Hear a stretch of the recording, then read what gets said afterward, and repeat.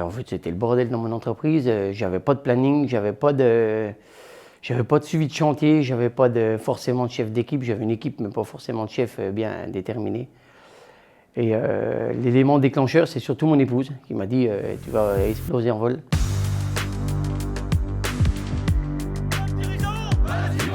Bonjour, Simon Godot, gérant de la SRL Simon Godot. C'est une entreprise que j'ai créée en 2010, donc il y a 15 ans. J'ai commencé tout seul et après j'ai monté progressivement un salarié, 2 salariés. On est maintenant moi, 5 salariés et mon épouse qui intervient pour faire de l'administratif. On est dans le secteur du terrassement, assainissement et aménagement. On est au-dessus de Dijon vers Montbord, à Darcey exactement. En fait, c'était le bordel dans mon entreprise. J'avais pas de planning, j'avais pas de suivi de chantier, j'avais pas forcément de chef d'équipe. J'avais une équipe, mais pas forcément de chef bien déterminé. Et l'élément déclencheur, c'est surtout mon épouse qui m'a dit tu vas exploser en vol et tout le monde va exploser avec toi. Donc en fait, on a regardé, on avait vu Fred sur les réseaux depuis déjà longtemps. Et il y a eu le bâti croissance de Dijon où on a été. Et là j'ai vu des artisans qui avaient les mêmes problèmes que moi, dont un de mon village, qu'on ne savait pas qu'il était là non plus. Et on s'est aperçu que tout le monde a les mêmes problématiques. Plus ou moins, enfin chez tout le monde, et là c'était l'élément déclencheur. J'ai franchi le pas parce que je savais, je ne disais pas, mais je savais au fond de moi que mon épouse avait raison et que encore 5-6 ans comme ça et on allait exploser. Enfin, c'était pas possible de continuer comme ça. Tout en tête, pas de planning. Voilà, en fait, c'était moi et mon téléphone qui faisaient fonctionner l'entreprise et ça allait pas.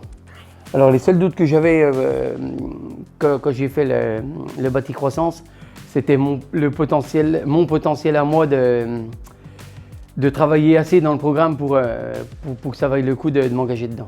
Les doutes se lèvent, alors il y a des mois qui sont plus compliqués pour travailler, il y a des mois où on a plus le temps, mais on est remotivé par les rendez-vous, les visios de groupe, les rendez-vous avec le coach et les masterminds tous les 6 mois.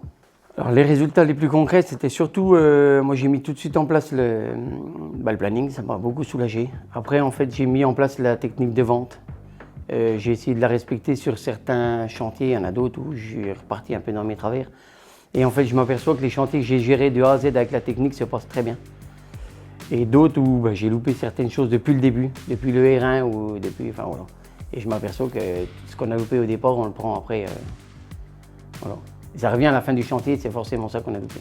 Au niveau chiffres, en fait, on a rempli nos objectifs au bout de 10 mois de vente.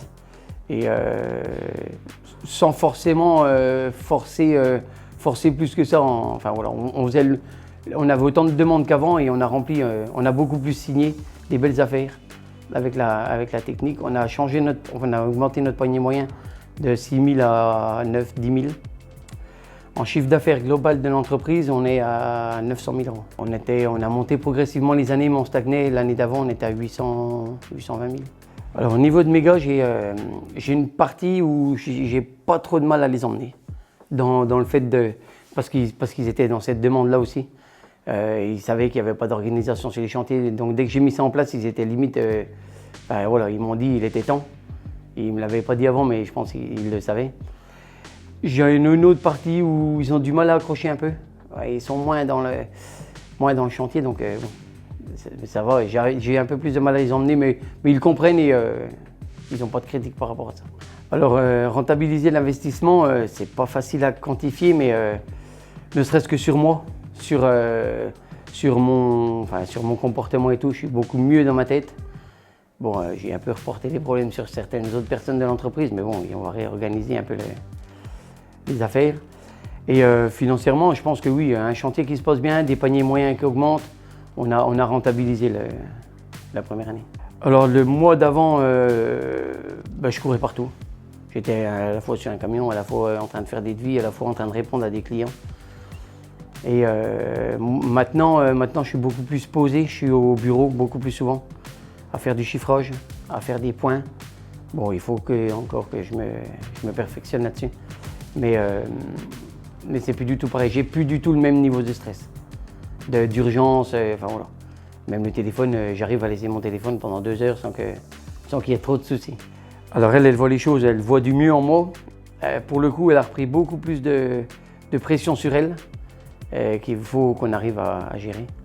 Et voilà, ouais, de toute façon, elle a toujours été beaucoup plus correcte que moi et elle me disait déjà plein de choses qu'on a retrouvées au club dirigeant bâtiment. Mais j'avais du mal à passer le cap et le fait de l'entendre par d'autres.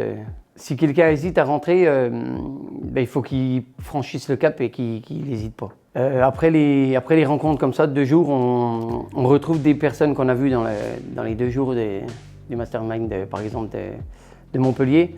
Et il se crée une petite communauté, une famille. Après, il y a le groupe WhatsApp qui fait qu'il y a des échanges. Bon, alors on participe ou on participe pas, mais on regarde les échanges qui se passent. On prend pas mal de choses sur ces échanges-là. Même si on les note pas, on a ça dans le creux de notre tête. Et voilà, ça fait une petite communauté sympa.